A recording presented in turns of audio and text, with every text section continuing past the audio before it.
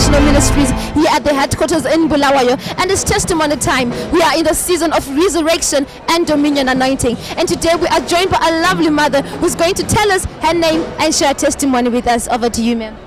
Okay, pamsoro isangano jendera Mwari ndoda kungopa kutenda kuna apostle wangu ne vamwe vese vari pano.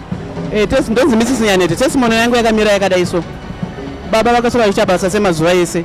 Munhu anofarira kuita gardening, munhu anofarira kuchengeta marabhisi ake, vakasora vachiita zvese zvakanaka pasina pavanonzwa kuti panorwadza. Manheru munhu angaisha mabasa rake rekubasa achiziva kuti mangwana ndikuenda kubasa ndinofanira kutanga ndapedza zvinhu zvangu mafayizi angu ese ndonti aise up to date. Saka takati takunodya vakangotanga kusheka ruoko rokure right hand side.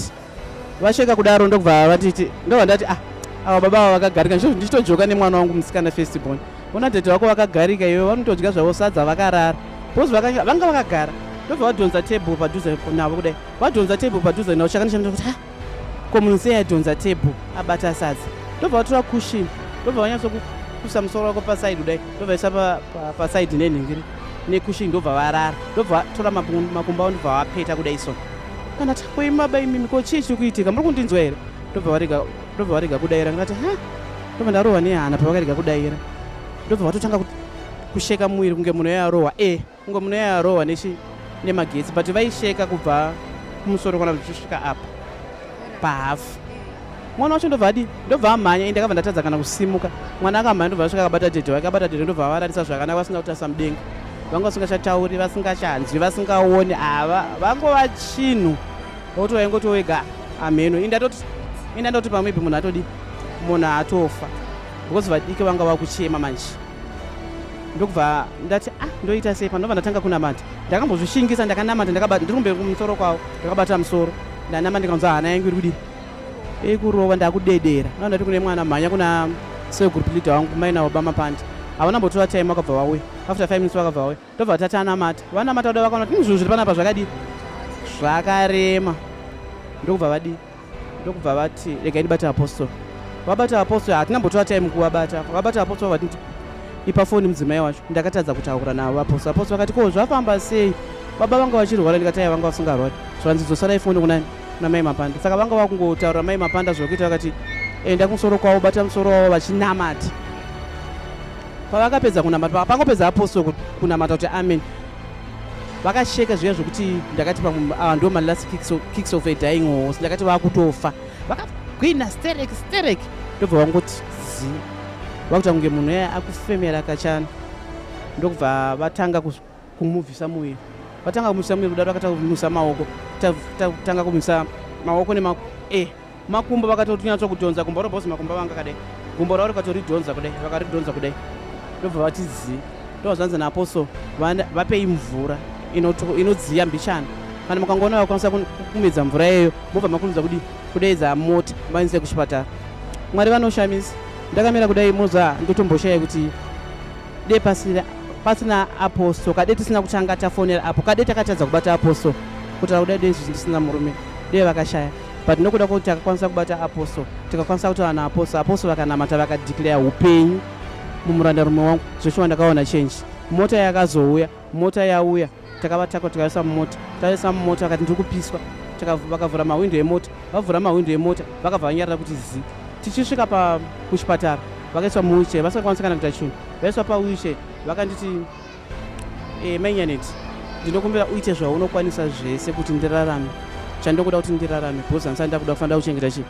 Ndakatoseka ndikati saka kufa munotokutya. Teza prayer point. Ndikati saka kutya kufa munotokutya zvenyu. Ndikati hamufi. Ini hapana chandokwanisa kuita. Chandokwanisa kuita ndongoda faith yenyu chete. Imi mukatenda kuti inini handife mukaramba kufa ndizvozvo zvikanzi alright. Tapinda mukati muyami. Vapinda mukati masesatavakama ati ende munoza kunamata kwakanaka. Zvinhu zvedu zvese zvakangoita fluently. Hatina kana kumbomisa kana kuti vaingosvi endai pakati.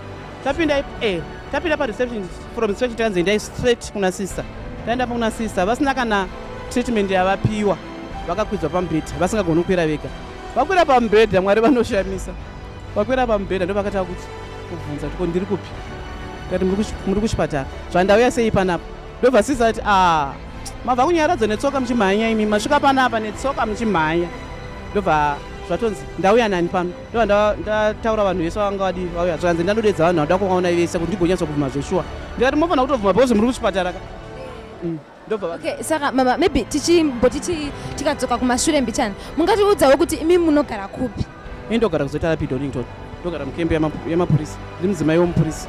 Okay, and apostle vedu vanogara kuSelborne ndizvozvo asi apa tiri kuona anointing yavo yakashanda through a phone call vasitombori pano padhuze. It was not even a situation where she was close in proximity, but the phone call carried the anointing to your husband and your husband was healed. Ndizvozvo ndo zvakaitika because vakangoti vachingopedza kunamata takabva taona change pamurandarume wangu takazosvika zvedu kuchipatara but change yaingaitwa vanga vatooparetwa kudhara tichingosvikapo munhu angatoaraiti.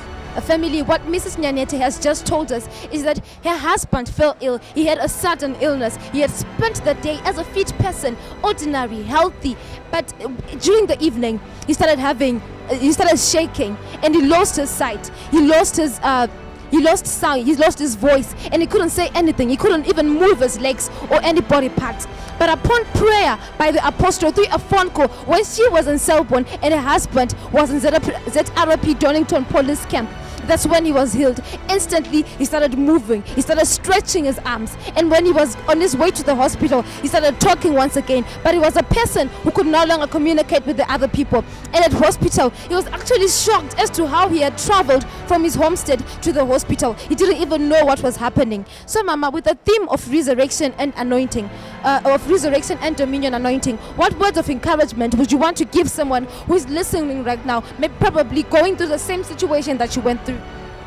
Message yandoda kungosvika kune vanhu vasinganamati ndoti tsvagai chechi yekunamata bosi kunamata kwakanaka kana usinganamati ukasvikuwirwa nechinhu chakafanira chandakawirwa nacho so handifungi kuti unobudirira. Inini kunamata kwandakaita kwakandibatsira. Apostle wangu vakandinamata zvokuti kana inini ndakanzwa mumwiri vachinamata ndakanzwa mumwiri mangu kuti apa pane upenyu apa saka kunamata kwakanaka. Amen. So you have just heard, family, that you have to find a shelter that will shield you even when the rain comes. So stay tuned for more testimonies. Thank you.